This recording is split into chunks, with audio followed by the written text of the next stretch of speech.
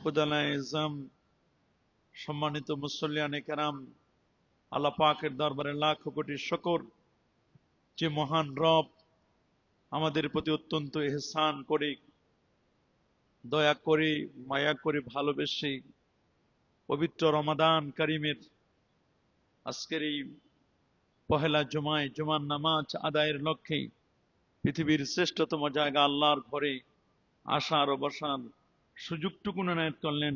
কালিমাতুশ শুকর আদায় করে আমরা পড়ে নিচ্ছি আলহামদুলিল্লাহ।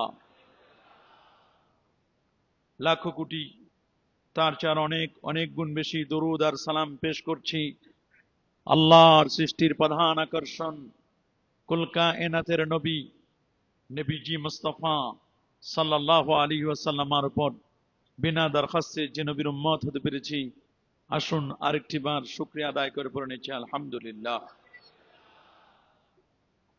সেই বহুল প্রত্যাশিত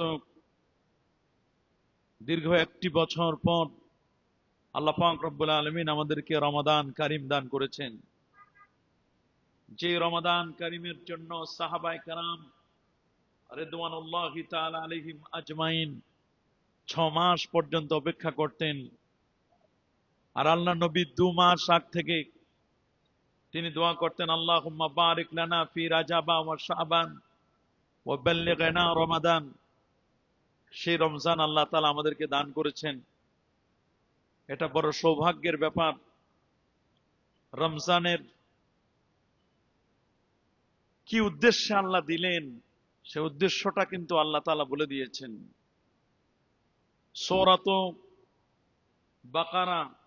সূরাতুল বাকারার 183তম আয়াতে আল্লাহ পাক রব্বুল আলামিন যারা মুমিন মুত্তাকি ঈমানদারদেরকে অ্যাড্রেসিং করে আল্লাহ বলেন, ইয়া আইয়ুহাল্লাযীনা আমানু, হে ঈমানদার বান্দাগণ, কুতিবা আলাইকুমুস সিয়াম আই ফুরিদা আলাইকুমুস সিয়াম, তোমাদের উপর রোজাকে ফরজ করে দেওয়া হয়েছে।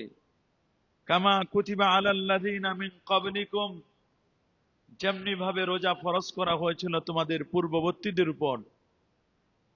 কেন? আল্লাহ বলেন লাআল্লাকুম তাত্তাকুন, যাতে তোমরা তাকওয়া অর্জন করতে পারো। রোজার মূল উদ্দেশ্য হলো তাকওয়া। বলেন, রোজার মূল টার্গেট কি?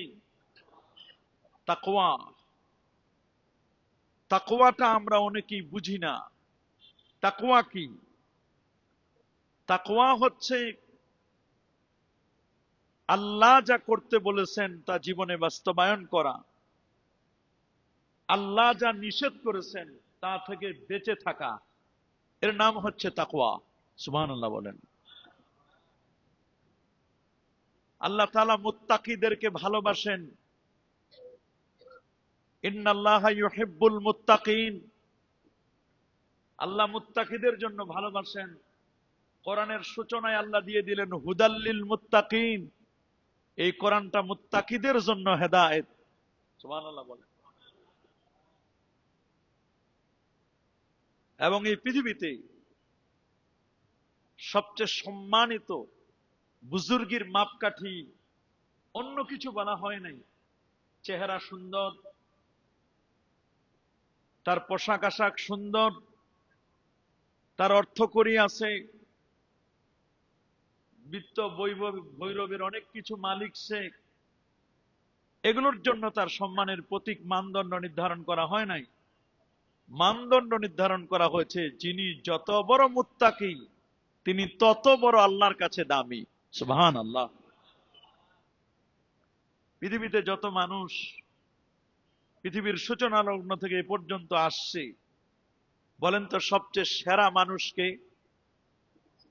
আমাদের নবীজি মুহাম্মদুর রাসূলুল্লাহ সাল্লাল্লাহু আলাইহি সাল্লাম। আমার নবী হলেন সবার সেরা নবী, সবার শ্রেষ্ঠ। সেই নবী বলছেন, আমি যে শ্রেষ্ঠ হলাম কেন? আনা আতকাকুম বিল্লাহ, আমি সবচেয়ে বেশি আল্লাহকে ভয় করি। সুবহানাল্লাহ। আমার রাসূল সবচেয়ে বড় মুত্তাকি। নবীর চেয়ে বড় মুত্তাকি আর পৃথিবীতে কেউ আছে নাকি? না। নবীর চেয়ে বড় মুত্তাকি আর পৃথিবীতে কেউ নাই। সেই নবীজি বলছেন, আমি আল্লাহ সম্পর্কে সবচেয়ে বেশি জানি, আমি বড় মুত্তাকি, বড় পরহেজগার।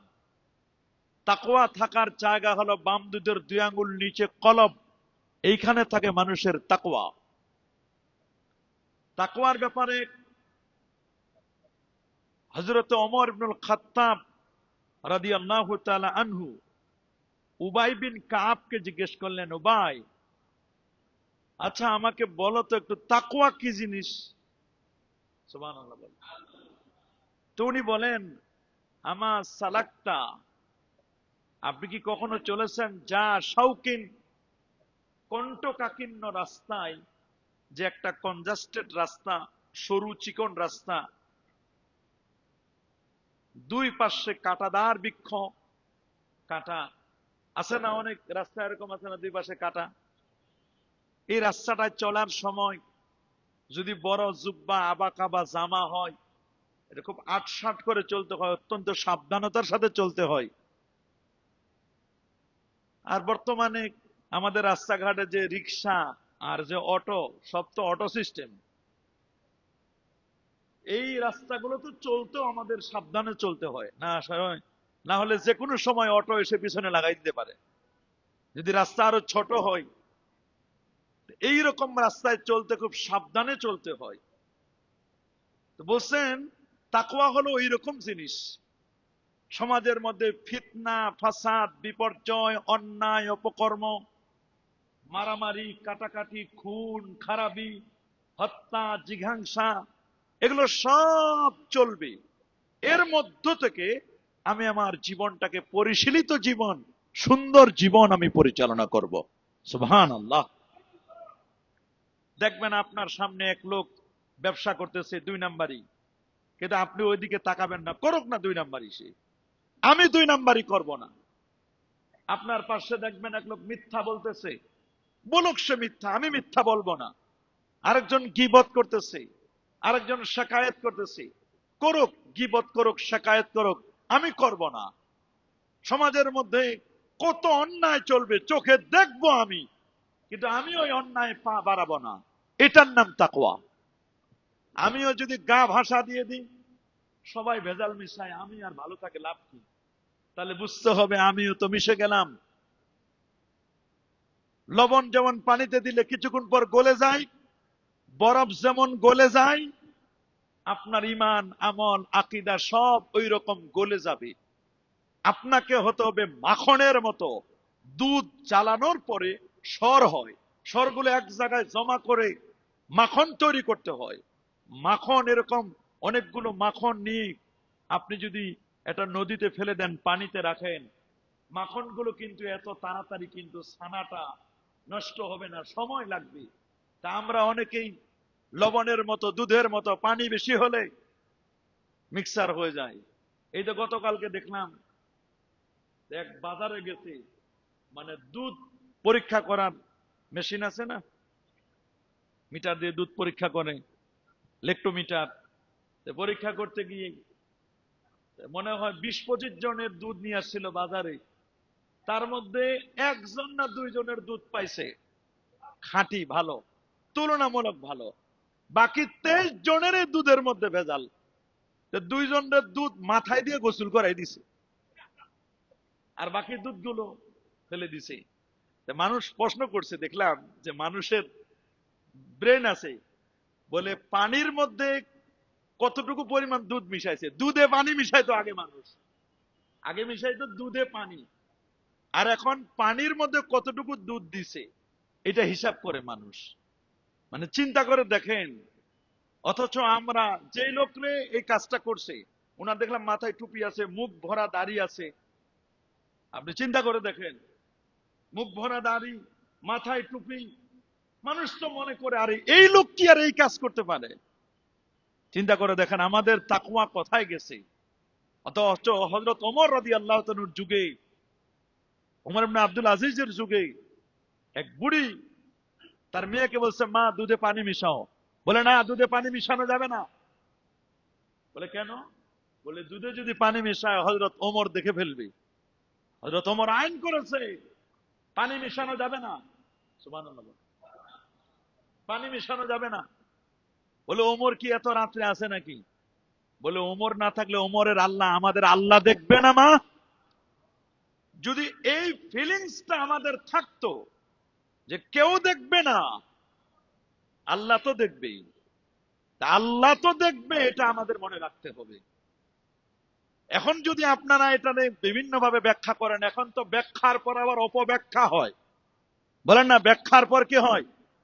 অপব্যাখ্যা হয়। ব্যাখ্যার তো কোনো শেষ নাই।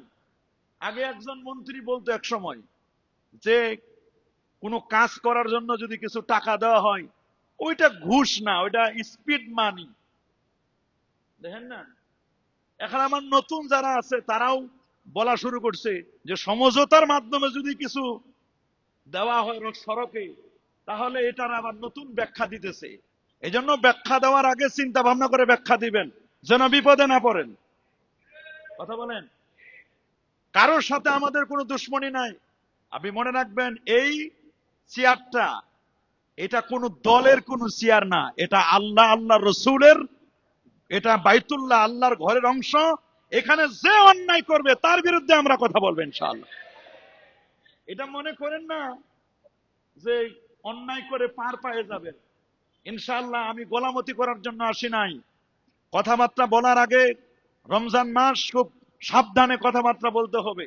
যারা দায়িত্ব পেয়েছেন, হন আপনি মন্ত্রী, হন আপনি প্রতিমন্ত্রী, যে যে দায়িত্ব পেয়েছেন, মুখে লাগাম লাগান। একটা কথা বলার আগে 40 বার ভাববেন আমার কথাটার ইম্প্যাক্ট, প্রভাব কি হবে না হবে। বুঝে শুনে কথা বলেন, কথা কম বলেন, ভালো ভালো কথা বলেন। জনগণ যাতে করে আপনাদেরকে সাপোর্ট করে, জনগণ যেন আপনাদেরকে মহব্বত করে, ভালোবাসে। আমরা চাই শহীদ প্রেসিডেন্ট জিয়াউর রহমান এবং তারই সহধর্মিনী মরহুমা বেগম খালেদা জিয়া যে আদর্শ রেখে গেছেন, যে কাজ করে গেছেন, তাদের যে আদর্শ, নেক নিয়ত, জনাব তারেক রহমান সাহেব মাননীয় প্রধানমন্ত্রী, উনি যে চেষ্টা চালাচ্ছেন, তার এই চেষ্টা যেন ব্যাহত না হয়, যেন তারা সুন্দর মতো কাজ করতে পারে। আমাদের দোয়া সব সময় আছে, থাকবে কিনা ইনশাআল্লাহ। আমরা চাই সবাই দেশটা সুন্দর চলুক, সুন্দরভাবে চলুক। কিন্তু দুই একজনের কথাবার্তায় যদি লাগামহীন বক্তব্য দিয়ে যদি সমাজের মধ্যে ফেতনা সৃষ্টি হয়, তাহলে কিন্তু আপনারা দেশের, কারণ একটা দেশ শান্তিতে একজনের দ্বারা চলে না, সবাই মিলেমিশে চলবে। কথা বলেন ঠিক কিনা? এই জন্য ইমাম যদি, ইমামের উপর অনেক সময় সমস্যা হয় যদি মুক্তাদি বিনা উজুতে নামাজ পড়তে আসে, তাই ইমামের কেরাতে ভেজাল হয়। বুঝলেন কথা? ইমামের কেরাতে কি হয়? ভেজাল হয়। কখন? যখন দেখে মুক্তাদির মধ্যে ভেজাল হয়ে গেছে, মুক্তাদি বিনা উজুতে আসছে। মুক্তাদি, আমরা যদি খারাপ হয় আমাদের ইমাম খারাপ হবে। জহর আল ফাসাদু ফিল বাররি ওয়াল বাহর বিমা কাসাবাত আইদিন নাস। জলে আর স্থলে যত আপদ আর বিপদ দেখেন, সব আমাদের হাতের কামাই। এজন্য আল্লাহ নবী দোয়া করতেন, আল্লাহুম্মা ইরশিদিল আইম্মা, আল্লাহ তুমি ইমামদেরকে সঠিক পথ দেখাও।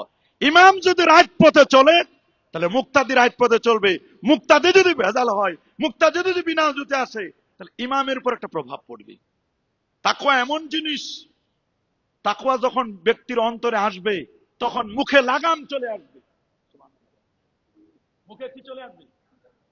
আমরা তো মনে করি রোজা রাখছি তো খারাপ কি? রোজার 3টা ক্যাটাগরি আছে। কয়টা? বলেন না কয়টা? একটা হলো সুবহে সাদেকের সময়, আগে যে আমরা সাহারির সময় খাবারটা গ্রহণ করছি, সুবহে সাদিক থেকে নিয়ে সূর্য অস্তমিত হওয়ার ইফতার পর্যন্ত খানা পিনা বর্জন করে, স্ত্রী সম্ভোগ বর্জন করে, এগুলো বর্জন করে আমরা রোজা রাখলাম। এটা এক ধরনের রোজা, এটা সাধারণের রোজা। এটা কি? সাধারণের রোজা। আরেক ধরনের রোজা হচ্ছে আপনি খানা পিনা বন্ধ করার সাথে সাথে ফরজ নামাজগুলো পড়বেন, ফরজ নামাজের পাশাপাশি সুন্নত নফল এগুলো পড়বেন, সবকিছু কন্ট্রোল করবেন। এটা দ্বিতীয় পর্যায়ের রোজা। সুবহানাল্লাহ বলেন। আরেক প্রকারের রোজা, খানা পিনা বন্ধের সাথে 5 ওয়াক্ত নামাজ জামাতের সাথে ফরজ বিধানগুলো আদায় করা, ওয়াজিব গুলো আদায় করা, সুন্নত গুলো আদায় করা, মুস্তাহাব গুলো ছুটে না যাওয়া। পুরো দেহের রোজার সাথে সাথে জবানটাকে হেফাজত করা, এই জবান দিয়ে কোনো কটু কথা বলবো না, হাতটাকে কন্ট্রোল করা, ব্রেনে খারাপ কোনো চিন্তা করবো না, পাটাকে কন্ট্রোল করা, পুরো অঙ্গ প্রত্যঙ্গের রোজা। কি বলেন, হাতের রোজা নাই, চোখের রোজা, ব্রেনের রোজা, এইরকম রোজা যদি রাখতে পারেন, এই রোজার পুরস্কার আল্লাহ বলছেন, আস-সাওমু লি ওয়া আনা আজজি বিহি ওয়া আনা উজজা বিহি, রোজা আমার জন্য, এই রোজার প্রতিদান আমি আল্লাহ নিজেই দিব। এটা মনে করেন না যে সাহারি খাওয়ার পরে এক ঘুম দিলাম, এক ঘুমে তিনটার দিকে গোসল করতে করতে ইফতারের সময় হয়ে যাবে, এরপরে ইফতার করলাম, আবার কিছুক্ষণ পরে নামাজ কালামেরও খবর নাই, আবার একটা খাউন দিয়ে ইফতার টিফতার একেবারে ভালো করে সাজায় গুছায় রেখে আবার আরেকটা ঘুম দিবে, আবার সাহারি, এইরকম করে পার করে দেওয়া। এই রোজা হলো সাধারণ, এই রোজার সওয়াব আল্লাহ ভালো জানেন, কিন্তু যে রোজার সওয়াব আল্লাহ নিজের হাতে দিবেন, আল্লাহ নিজেই হবেন, সেই রোজা হলো ওই তৃতীয় প্রকারের রোজা। সুবহানাল্লাহ বলেন। এই জন্য জবানটাকে কন্ট্রোল করতে হবে, হাতকে কন্ট্রোল করতে হবে, পা গুলোকে কন্ট্রোল করতে হবে। কোনো কিছু একটা শুনলেই শেয়ার দিয়ে দিবেন না। অনেক সময় আমরা আছি ফেসবুক, ইউটিউব, অনলাইন পাইলেই এটা কোন জায়গার নিউজটা অনেক সময় চিন্তা ভাবনা করে দেখি না, শেয়ার করে দিই, ফেতনা ছড়াই দিই। এগুলো করবেন না। তাহলে এটা আপনার হাতটা দিয়ে শেয়ার করে দিলেন না, আঙ্গুলটা দিয়ে, হাতের রোজাটা নষ্ট হয়ে গেল। জবানটা দিয়ে একটা কটু কথা বললেন, জবানের রোজা নষ্ট হয়ে গেল। মাথা দিয়ে খারাপ চিন্তা করলেন, মাথার রোজা নষ্ট হয়ে গেল। পা দিয়ে খারাপ কাজের জন্য গেলেন, পায়ের রোজা নষ্ট হয়ে গেল। পেটে হারাম খাবার ঢুকালেন, পেটের রোজা নষ্ট হয়ে গেল। আর কই, রোজাই তো নাই। বলেন না রোজা আছে? এক সাহাবী তো রাসূলুল্লাহর দরবারে আসছে, এসে বলছে, হুজুর আমি রোজা রাখছি। নবীজি বলছেন, তুমি রোজা রাখো নাই? বলে, হুজুর আমি রাতে সাহারি খাইলাম, রোজা রাখি না। মানে রোজা হুজুর, আমি এখনো রোজা আছি।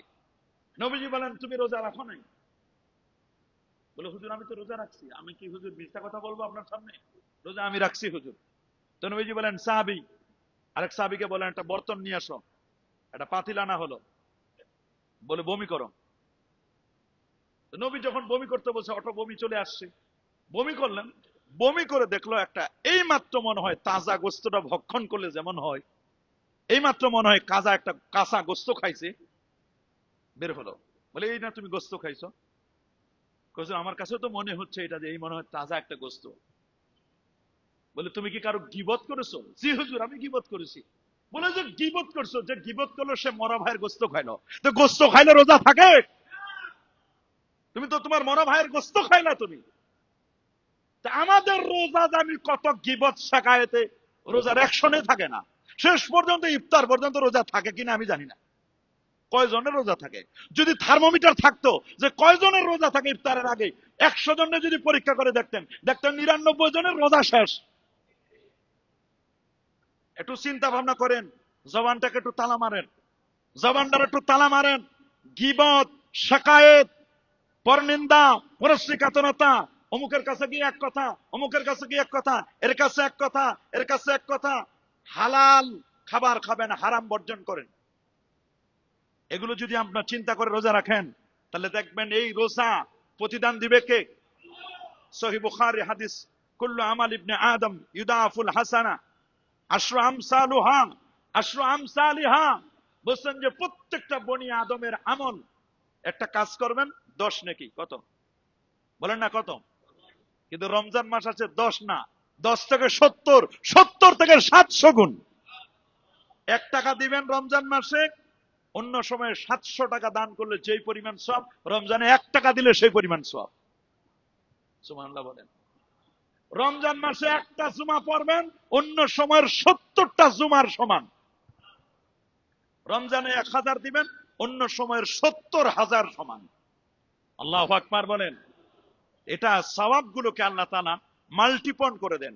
তবে আল্লাহ তাআলা বলেন, ইল্লা সাওম, রোজাটা এটা কোনো মাল্টিপল না, বরং রোজার সওয়াব, অরিজিনাল রোজা, ওই তৃতীয় শ্রেণীর যে রোজাটা, অরিজিনাল যেটা রোজা, এটার সওয়াব আমি আল্লাহ নিজ হাতে দেব।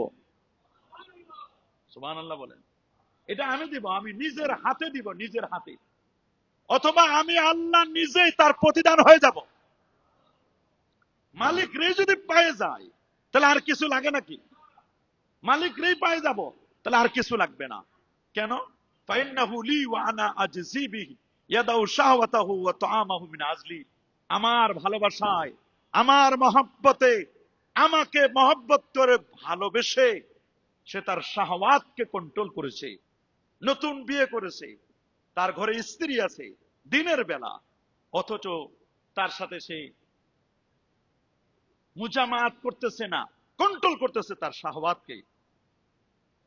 টসটসে খাবার আছে, পানীয় আছে, সব আছে তার, কিন্তু সে খাচ্ছে না। ইচ্ছে করলে তো ওয়াশরুমে গিয়ে এক গ্লাস পানি খাইতে পারে, খায় না, আমারে ভয় পায়। সুবহানাল্লাহ বলেন। এই যে আল্লাহকে ভালোবেসে, আল্লাহকে মহাব্বত করে, আল্লাহকে ভয় করে এটা করছি, এই জন্য আমার আল্লাহ বলেন আমি এটার প্রতিদান নিজ হাতে দিব। সুবহানাল্লাহ।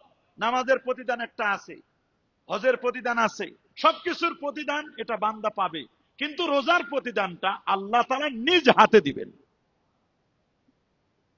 আল্লাহ পাক রব্বুল আলামিন তিনি বলেন, রোজাদারকে পিপাসা লাগলে আমি আল্লাহ তাদের জন্য একটা স্পেশাল গেট বানাবো।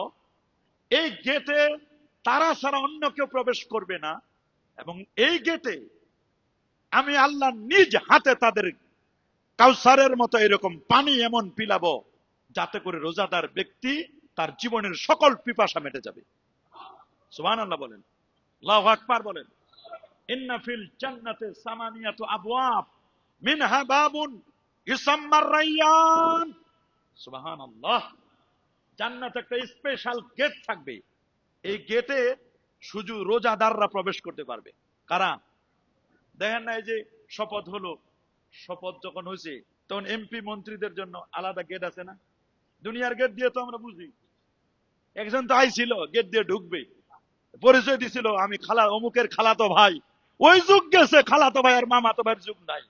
খুব হেডাম দেখাইছিল, হেডাম দেখাইতে যায় দেখলাম যে সেনাবাহিনী একটা ধাক্কাইয়া ওরে শেষ পর্যন্ত মানিজ্জত নিয়ে টিকানো বড় কঠিন হয়ে গেছে। তাহলে চিন্তা করে দেখেন আপনি, আমি চিন্তা করে দেখলাম যে দুনিয়াতে এই অবস্থা, কিয়ামতের ময়দানে সাত আসমান, মনে রাখবেন আসমানের মধ্যে কঠিন এক অবস্থা। আমরা হাসরের ময়দানে যখন থাকবো, সূর্য সরাসরি আমাদেরকে তাপ দিতে থাকবে, মাথার মগজগুলো গলে গলে টকবক করে পড়বে, কঠিন এক অবস্থা। পিপাসায় আমরা কাতর হয়ে যাব, কঠিন অবস্থা, খালি ছটপট ছটপট করবে, ক্ষুধা, প্রচন্ড ক্ষুধার পিপাসা। দেখবে কিছুক্ষণ পরে একটা কঠিন এক সুঘ্রাণ বের হচ্ছে, কোথায় যেন বিরিয়ানি পোলাও রান্না হচ্ছে, তা এত ঘ্রাণ, আর এক ধরনের পানীয়। জিজ্ঞেস করবে, ভাই এই কঠিন মুসিবতের সময় কোন জায়গায় ঘ্রাণ আসতেছে, কোথা থেকে? সুপেয় এত সুন্দর জুস, কোথা থেকে এরকম জুসের ঘ্রাণ আসতেছে? বলে, আরে মিয়া, স্পেশাল একটা গেট তৈরি হয়েছে, ওইখানের হুলুস কারবার, খাবার দাবার চলতেছে, যারা পিপাসিত তাদের পান করাচ্ছে। বলে, কারা কারা এরা? এই গেট দিয়ে কারা যায়? বলে, এই গেট দিয়ে যারা আল্লাহর সন্তুষ্টির লক্ষ্যে এক মাস যারা রোজা পালন করেছিল, এদের জন্য এটা স্পেশাল গেট। বলে, আমরা কি চান্স পাবো না? যাই দেখি, একটু যেয়ে দেখি না, এই পাই কিনা, চান্স পাই কিনা, খালাতো ভাই মামাতো ভাইয়ের পরিচয় দিয়ে। আছে না এরকম? আছে না পরিচয় দিয়ে? পরে উঠার জন্য চেষ্টা করবে, আল্লাহ ফেরেশতাদেরকে বলবেন যারা রোজা রাখে নাই উঠার জন্য চেষ্টা করবে, গেটে একটু ভিড় করতে চাইবে, ওদের পা গুলো প্যারালাইজড করে দাও যেন পা গুলো উঠাইতে না পারে। আল্লাহু আকবার বলেন। দেখবে পা চেষ্টা করতেছে, উঠে না। আর যারা রোজাদার, অটোমেটিক তারা সুন্দর করে তাদেরকে ডেলিগেশন দিয়ে সম্মান ইজ্জতের সাথে তাদেরকে নিয়ে যাচ্ছে জান্নাতে। আল্লাহু আকবার বলেন।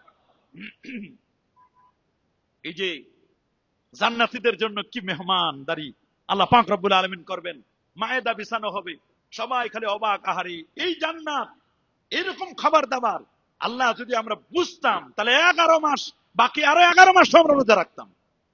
এখন তো অনেকে বুঝে না, কষ্ট হয়, অনেকের রোজা রাখতে কষ্ট হয়, কিন্তু যারা মুত্তাকি পরেজগার তাদের রোজা রাখতে কোনো কষ্ট হয়। রাসূল করিম সাল্লাল্লাহু আলাইহি ওয়াসাল্লামের এক সাহাবী আসলেন, এসে বলেন, মুরনি বি আমালিন ইউদখিলনিয়াল জান্নাহ, হুজুর আমার এমন একটা আমল দেন তো যাতে করে আমি হুজুর সরাসরি আল্লাহর জান্নাতে চলে যাইতে পারি। সুবহানাল্লাহ বলেন। তো নবীজি বলেন আলাইকা বিসসাওম, তুমি রোজা রাখো, যাও রোজা রাখলে সরাসরি আল্লাহর জান্নাতে চলে যাবা। ফাইন্নাহু লা ইদলা লাহু, রোজা রাখলে পরে এটার কোনো বিকল্প নাই, এই রোজা তোমাকে জান্নাতে প্রবেশ করাবে। সুবহানাল্লাহ বলেন। রাসূল আকরাম সাল্লাল্লাহু আলাইহি ওয়াসাল্লামা তিনি বলে দিয়েছেন যে যারা রোজা রাখবে আল্লাহ পাক রব্বুল আলামিন তাদের জন্য দুইটা স্পেশাল আনন্দ রেখে দিয়েছেন। কয়টা? লিসসাইমে ফারহাতান, ফারহাতুন ইনদা ফিতরি ওয়া ফারহাতুন ইনদা লিকাই রাব্বি। রোজাদারের জন্য কয়টা আনন্দ বলেন না, কয়টা? একটা আনন্দ হলো ইফতারের সময়। দেখেন না ইফতারের সময় কি একটা আনন্দ, একসাথে বসে সবাই যখন ইফতার করি, সবাই একসাথে বসেন, খাবার দাবার আছে, সবাই খালি ঘড়ির দিকে তাকায়, ঘড়ির দিকে তাকায় কখন আজান দিবে। আমার আল্লাহ যে খুশি হয়, ফেরেশতাদেরকে বলে এই ফেরেশতারা তোমরা না বলছিলা যে আল্লাহ এরা ফেসাদ করবে, দুনিয়ার মধ্যে বিপর্যয় করবে, মারামারি কাটাকাটি করবে, দেখো আমার বান্দাদেরকে তাকায় দেখো না তোমরা একটু, যারা ইফতারে বসে এদের দিকে একটু তাকায় দেখো, খালি আমার সিগন্যালের অপেক্ষা, সিগন্যালটা দিতে দেরি, আল্লাহু আকবার যখন বলবে সাথে সাথে 1 মিনিট দেরি করবে না, গ্লাসটা হাতে নিয়ে ধরে আছে, খালি সিগন্যালের অপেক্ষায় আছে। ছোট্ট বাচ্চাটাও খায় না, কি মায়া আল্লাহর প্রতি, আল্লাহকে কিভাবে ভয় করে। আল্লাহ বলেন দেখো এদের এই অবস্থা, আমাকে এত ভয় পায়। আচ্ছা এরা কেন ভয় পায়, কি জন্য এরা এরকম করতেছে? আল্লাহ এরা তো জান্নাতের আশায়। বলে জান্নাত কি দেখছে? না দেখে নাই তো, দেখলে তো আরো বেশি রোজা রাখতো। বলে এরা কি জন্য মাঝে মধ্যে দোয়া করে, কান্নাকাটি করে কেন? আল্লাহ এরা তো জাহান্নামের ভয়ে। জাহান্নাম দেখছে? না দেখে নাই। এরা কারে চাই? আল্লাহ আপনারে চাই। বলে তাহলে তোমরা সাক্ষী থাকো ফেরেশতারা, যারা এইরকম রোজা রাখবে, আমাকে ভয় করবে, আমি আল্লাহ তাদের জন্য জান্নাত লিখে দিলাম। এই জন্য রোজা আপনাকে জান্নাতে নিয়ে যাবে। যদি না একটু যদি পাপ থাকে, তাহলে এই রোজাটা কিয়ামতের ময়দানে সুপারিশ করবে। হাদিসে আসে আসিয়ামু ওয়াল কোরআন ইয়াশফাআনি লিল আবদ, রোজা যাই আল্লাহর সামনে দাঁড়াবে, আল্লাহ এই লোকটার আপনি কেন জান্নাতে দেন নাই? বলে কেন? কেন? কই এই লোকটা যে দিনের বেলা খায় নাই, কিছুক্ষণ পরে কোরআন গিয়ে দাঁড়াইবে, আল্লাহ এই লোকটা আপনি কেন জান্নাতে দিবেন না? বলে কেন? ওই লোকটা তো রাতের বেলায় জাগে জাগে কোরআন মাজিদ তেলাওয়াত করছে, রাতে কোরআন তেলাওয়াত করলো, দিনে আপনার সন্তুষ্টির জন্য রোজা রাখলো, তা আপনি আমার সুপারিশ কবুল করেন, আল্লাহ আপনি এই লোকটারে জান্নাতে দেন। আল্লাহ বলেন কোরআন তুমি সুপারিশ করতেছো? বলে হ্যাঁ আমি আল্লাহ সুপারিশ করতেছি। রোজা তুমি সুপারিশ করতেছো জান্নাতে দিব? বলে হ্যাঁ। বলে যাও তোমাদের দুজনের সুপারিশ আজকে কবুল হলো, যাও তোমরা একে একে নিয়ে যাও জান্নাতের দিকে নিয়ে যাও। কোরআন আপনাকে সুপারিশ করবে, রোজা আপনাকে সুপারিশ করবে। সুবহানাল্লাহ, সুবহানাল্লাহ। এই জন্য একটা আনন্দ হলো ইফতারের সময়, সারাদিন রোজা রাখার পরে যখন আপনি খাওয়া দাওয়া করেন তখন পরিতৃপ্ত হয়, মনটা ভালো লাগে, তখন একটা আনন্দ। আর একটা ইনদা লিকাই রাব্বি, রবের সাথে যখন সাক্ষাৎ করবেন, দিদার এলাহি, আল্লাহর দিদার যখন করবেন, দিদারের সময় তখন আল্লাহ বলবেন এই নাও রোজার প্রতিদানটা নাও। রোজার প্রতিদানটা পায়ে যে খুশি হবে, তার আর খুশির কোনো শেষ থাকবে না। সুবহানাল্লাহ, সুবহানাল্লাহ। আল্লাহকে দেখবেন। এই জন্য রোজাদার ইফতারের পূর্ব মুহূর্তে একটু, ইফতারের আগে একটু দোয়া, কি দোয়া করতে পারি না আমরা? রাসূল বলেছেন সালাসাতুন লা তুরাদ্দু দাওয়াতুহুম, 3 ব্যক্তির দোয়া আল্লাহর দরবারে কখনো ফেরত যায় না। কয় ব্যক্তির দোয়া? তার মধ্যে এক ব্যক্তি ওয়াসাইম হাত্তা ইফতারা, রোজাদার ব্যক্তি ইফতারের আগে 3 মিনিট আগে, 5টা মিনিট আগে নিজের ছেলে মেয়ে স্ত্রী পুত্র সবাইকে নিয়ে বলবেন, ডাইনিং টেবিলে বসেন বা নিচে বসেন, আসো একটু দোয়া করব। 5টা মিনিট আপনি যে ভাষায় পারেন, নোয়াখালীর ভাষায় বলেন, বরিশালের ভাষায় বলেন, ঢাকাইয়া ভাষায় বলেন, দিনাজপুরের ভাষায় বলেন, যে ভাষায় পারেন। আরবি বলার লাগবে তা কোনো শর্ত না। আপনার মনের কাকুতি মিনতি হৃদয় দিয়ে আল্লাহকে বলেন, আল্লাহ আমি গুনাহগার, আমি পাপ করেছি, আল্লাহ তুমি আমার মাফ করো, আল্লাহ আমাদের পরিবারের প্রতি খাস রহমত মঞ্জুর করো, আল্লাহ আমাদের ছেলে মেয়েদেরকে শান্তিতে রাখো, আল্লাহ আমাদেরকে অসুস্থতা থেকে আল্লাহ হেফাজত করো, সবাইকে আপদ বিপদ থেকে হেফাজত রাখো, দিন দুনিয়ার তারাক্কি দান করো। মনের একেবারে এই সময় তো এমনি ক্ষুধা লাগবে না, ক্ষুধা, মনটা নরম থাকবে, চোখের পানি চলে আসবে। আল্লাহর যদি কায়মনো বাক্যে একটু বলতে পারেন, মুনাজাতে প্রত্যেকেই ইফতারের আগে 1 মিনিট হলে কমপক্ষে দোয়া করবেন। কি আমরা পারবো না ইনশাআল্লাহ? এই দোয়াটা আল্লাহর দরবারে কবুল হয়। নবীজি তো আর মিথ্যা কথা বলেন নাই। নবীজি বলছেন রোজাদার ইফতারের পূর্বে যে দোয়াটা করে এই দোয়া কখনো মিস হয় না, এই দোয়াটা আল্লাহর দরবারে কবুল হয়ে যায়। সুবহানাল্লাহ বলেন। সাহারি খেতে উঠছেন, একটু 15 মিনিট আগে উঠেন, 20 মিনিট আগে উঠেন, একটু সুন্দর করে উজুটা করে নেন, মেসওয়াকটা করে নেন, উজু করে নেন, উজু করে নিয়ে কমপক্ষে 2টা রাকাত নামাজ, 2 রাকাত তাহাজ্জুদের নামাজ পড়েন, কমপক্ষে বললাম। বেশি পারলে 4 রাকাত পড়েন, বেশি পারলে 8 রাকাত পড়েন, 8 রাকাত তাহাজ্জুদটা পড়ে একটু দরুদ শরীফ পড়েন, একটু কোরআন মাজিদ তেলাওয়াত করেন, সূরা ইয়াসিনটা একটু পড়েন। এরপরে দেখবেন আপনি সাহারিটা গ্রহণ করবেন। সাহারি পেট ভরে খাওয়া লাগবে, এটা কোনো শর্ত নয়। রাসূল বলেন, নেমা সুহুরুল মুমিন, মুমিনের উত্তম সাহারি হলো খেজুর। সুবহানাল্লাহ বলেন। আর তামার, খেজুর, খেজুর 3টা খেজুর খান, 5টা খেজুর খান, 7টা খেজুর খান। আমি প্রথম দিন 7টা শুধু খেজুর খেয়ে রোজা রাখছি। প্রথম দিনের সুন্নতটা একেবারে 7টা খেজুর খাইছি। আমি কিছু আর অন্য কিছু খাবো না, শুধু 7টা খেজুর খাইলাম, 2 গ্লাস পানি খেয়ে নিলাম। দেখলাম রোজাটা ভালোই লাগলো। প্রথম দিনের রোজাটা আমার খুব বেশি ভালো লাগছে, আজকেও ভালো লাগতেছে।